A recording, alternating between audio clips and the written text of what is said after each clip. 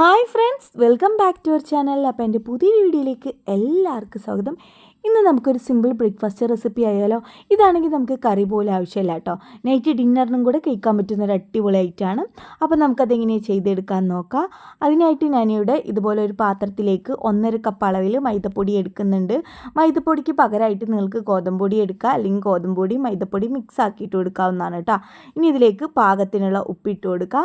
1 teaspoon പഞ്ചസാരയും കൂടി ചേർത്ത് കൊടുത്തിട്ട് നന്നായി മിക്സ് ചെയ്തെടുത്ത ശേഷം ഇതിലേക്ക് ഇളം ചൂടുള്ള വെള്ളം ഒഴിച്ചു കൊടുത്തിട്ട് കുഴച്ചെടുക്കാം. നന്നായിട്ട് കുഴച്ചെടുക്കണം. വെള്ളത്തിൻ്റെ അളവൊക്കെ നിങ്ങൾ കറക്റ്റായിട്ട് എടുക്കുക. എത്രയാണോ മാവ് എടുക്കുന്നത് അതിന് പാകത്തിനുള്ള വെള്ളം എടുക്കുക. കുറച്ച് കുറച്ചായി ഒഴിച്ചു കൊടുത്തിട്ട് നല്ല സോഫ്റ്റായിട്ട് അതിനെ കുഴച്ചെടുക്കുക. കയ്യിലൊക്കെ ഒട്ടിപ്പിടിക്കുകയാണെന്നുണ്ടെങ്കിൽ ലേശം ഓയിലൊന്ന് ആക്കി കൊടുത്തിട്ടൊന്ന് കുഴച്ചെടുത്താൽ മതി കേട്ടോ. അപ്പോൾ കുഴച്ചെടുത്ത മാവൊന്ന് റെസ്റ്റ് ചെയ്യാൻ വേണ്ടി മാറ്റി വെക്കുക. അതിനുശേഷം ഇതുപോലെ ഒരു ബൗളിലേക്ക് ഒരു കോഴിമുട്ട പൊട്ടിച്ചൊഴിച്ചു കൊടുക്കുക.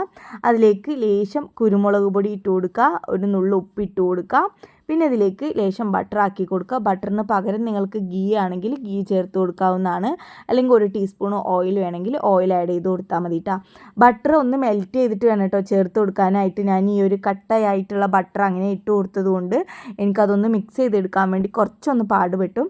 അപ്പോൾ നിങ്ങൾ എന്ത് ചെയ്യുക, ബട്ടർ മെൽറ്റ് ചെയ്തിട്ട് ഒന്ന് ചൂടാറിയ ശേഷം ഇതിലേക്ക് ചേർത്ത് കൊടുത്താൽ മതി കേട്ടോ. അതുപോലെ തന്നെ ഈ ഒരു ബട്ടറിൽ ഉപ്പില്ലാത്തത് കൊണ്ട് ഞാനിതിൽ ഉപ്പ് ഇപ്പോൾ ആഡ് ചെയ്തിട്ടുണ്ട്. ഇപ്പം നിങ്ങൾ എടുക്കുന്ന ബട്ടറിൽ ഉപ്പുണ്ടെങ്കിൽ ഉപ്പ് ആഡ് ചെയ്യേണ്ട ആവശ്യമില്ല കേട്ടോ. അപ്പോൾ അതാ ഞാൻ നല്ലപോലെ ഒന്ന് മിക്സ് ചെയ്തെടുത്തിട്ടുണ്ട്. ഇനി നമുക്കൊന്ന് മാവ് പരത്തിയെടുക്കണം. അപ്പോൾ മാവ് അത്യാവശ്യം നമ്മൾ ചപ്പാത്തിക്കൊക്കെ എടുക്കുന്ന ആ ഒരു വലുപ്പത്തിലുള്ള മാവ് എടുക്കുക. ലേശം ഒരു പൊടി ഇട്ട് കൊടുത്തിട്ട് ഒന്ന് പരത്തിയെടുക്കുക. ഇനി ഈ പരത്തിയെടുത്ത മാവിൻ്റെ ഉൾഭാഗത്തായിട്ട് ഓയിലോ അല്ലെങ്കിൽ ബട്ടറോ ബ്രഷ് ചെയ്ത് കൊടുക്കുക കേട്ടോ. എന്നിട്ട് നമ്മളിത് സിമ്പിളായിട്ട് തന്നെ ഒന്ന് മടക്കി കൊടുക്കുക. അപ്പോൾ ഓയിൽ നല്ല പോലെ തന്നെ ഒന്ന് ബ്രഷ് ചെയ്ത് കൊടുക്കണം. അതിനുശേഷം സിമ്പിളായിട്ട് ഇതുപോലെ ഒന്ന് മടക്കിയെടുത്താൽ മതി കേട്ടോ. എല്ലാതും ഇതുപോലെ തന്നെയാണ് കേട്ടോ ചെയ്തെടുക്കേണ്ടത്. ഇങ്ങനെ മടക്കിയെടുത്ത് കഴിഞ്ഞാൽ കൈ വെച്ചിട്ട് നല്ല പോലെ ഒന്ന് പ്രസ് ചെയ്ത് കൊടുക്കുക. അതിനുശേഷം ഇതിൻ്റെ മുകളിലായിട്ടും കൂടെ കുറച്ചുകൂടെ ഓയിലൊന്ന് ആക്കി കൊടുക്കുക. എന്നിട്ട് ഇനി ഇത് നമുക്ക് റോൾ ചെയ്തെടുക്കാം. ഇത് നമ്മൾ ചെയ്തെടുക്കുന്നത് ചുട്ടെടുക്കുന്ന ശേഷം നല്ല ലെയറായിട്ട് കിട്ടാൻ വേണ്ടിയിട്ടാണ് കേട്ടോ. അപ്പോൾ ഇതുപോലെ ഞാനിതാ റോൾ ചെയ്തെടുത്തിട്ടുണ്ട്. ഇനി ഇത് നമുക്ക് വീണ്ടും പരത്തിയെടുക്കണം. അപ്പോൾ എല്ലാതും ഇതുപോലെ ചെയ്ത് വെക്കുക. അതിനുശേഷം ചുട്ടെടുക്കുന്ന സമയത്ത് ഓരോന്നായിട്ട് പരത്തിയെടുത്താൽ മതി കേട്ടോ. എന്നിട്ട് ഞാനിപ്പോൾ ഇനി പരത്തിയെടുക്കുകയാണ്. നമ്മൾ ചപ്പാത്തിയൊക്കെ എങ്ങനെയാണോ പരത്തിയെടുക്കുന്നത്, പൊറോട്ടയ്ക്കൊക്കെ അതുപോലെ തന്നെ പരത്തിയെടുക്കുക. ഇനി ഇതിൻ്റെ മുകൾ ഭാഗത്തായിട്ട് നമ്മൾ ബട്ടറും കോഴിമുട്ടയൊക്കെ കൂടെ ഒന്ന് ബീറ്റ് ചെയ്ത് വെച്ചിട്ടുണ്ടായിരുന്നല്ലോ, അത് ഇതുപോലെ എല്ലാ ഭാഗത്തും ഒരു സ്പൂൺ വെച്ചിട്ട് ആക്കി കൊടുക്കുക. ഇനി ഇതിൻ്റെ മുകളിലായിട്ട് കുറച്ച് മല്ലിയില ചെറുതായി കട്ട് ചെയ്തത് ഇട്ട് കൊടുക്കുകയാണെങ്കിലും നല്ല ടേസ്റ്റ് തന്നെയാണ് കേട്ടോ. അപ്പോൾ എൻ്റെ ഇവിടെ കുട്ടികൾ ചിലപ്പോൾ മല്ലിയില കണ്ടു കഴിഞ്ഞാൽ അത് കഴിക്കൂല കേട്ടോ, അതുകൊണ്ട് തന്നെ അത് ചേർത്തില്ല. അപ്പോൾ ഇനി ഇത് നമുക്ക് ചൂടായ പാനിലേക്ക് ഇട്ട് കൊടുത്തിട്ട് ചുട്ടെടുക്കാം. പാൻ നല്ല പോലെ ചൂടാക്കി എടുക്കണം കേട്ടോ. എന്നിട്ട് നമ്മളിപ്പോൾ ഇതിലേക്ക് ഇട്ട് കൊടുക്കുന്നുണ്ട്. ഇതുപോലെ തന്നെയാണ് കേട്ടോ ബാക്കിയുള്ളതും ചെയ്തെടുക്കേണ്ടത്.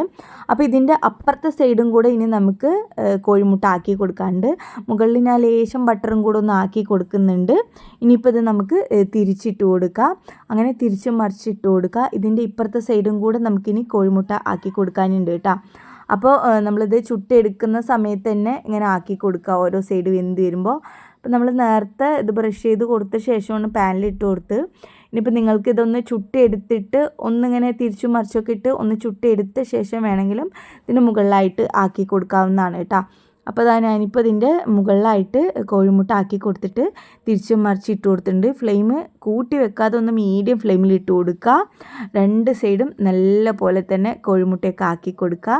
നന്നായിട്ട് നമ്മൾ ചപ്പാത്തിയൊക്കെ പൊന്തി വരുന്ന പോലെ നല്ല പഫ് പോലെ ഇത് പൊന്തി വരും കേട്ടോ. നിങ്ങൾ പൊറാട്ടയും ചപ്പാത്തിയൊക്കെ ഉണ്ടാക്കുന്നതിന് പകരമായിട്ട് വെറൈറ്റി ആയിട്ട് ചെയ്തെടുക്കാൻ പറ്റുന്ന ഒരു അടിപൊളി ഐറ്റമാണ് കേട്ടോ അത്. ഇപ്പോൾ ഇതിൻ്റെ എല്ലാ സൈഡും നല്ലപോലെ മുരിഞ്ഞ് വരാൻ തുടങ്ങിയിട്ടുണ്ട്. ഞാൻ കുറച്ചുകൂടെ കോഴിമുട്ട ഇങ്ങനെ ആക്കി കൊടുക്കുന്നുണ്ട് കേട്ടോ. അപ്പോൾ ഇനിയിപ്പോൾ നമുക്ക് ഇത് തിരിച്ചിട്ട് കൊടുക്കാം. ഇനിയിപ്പോൾ കോഴിമുട്ടയും ഒന്നും ഇഷ്ടമല്ലാതെ സിമ്പിളായിട്ട് ഇത് ചുട്ടെടുക്കണമെങ്കിൽ അങ്ങനെയും ചുട്ടെടുക്കാം കേട്ടോ. വെറും ബട്ടർ മാത്രം ആക്കി കൊടുത്തിട്ട് ചുട്ടെടുക്കണമെങ്കിൽ അങ്ങനെയും ചുട്ടെടുക്കാവുന്നതാണ്.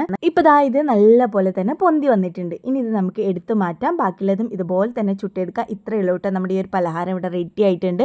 കുട്ടികൾക്കൊക്കെ ഒരുപാട് ഇഷ്ടപ്പെടുന്നതാണ്. ചപ്പാത്തിക്കും പൊറാട്ടയ്ക്കും പകരമായിട്ട് ഒന്ന് ട്രൈ ചെയ്ത് നോക്കുക.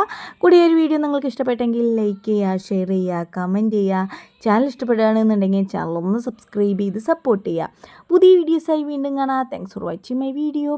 ബൈ.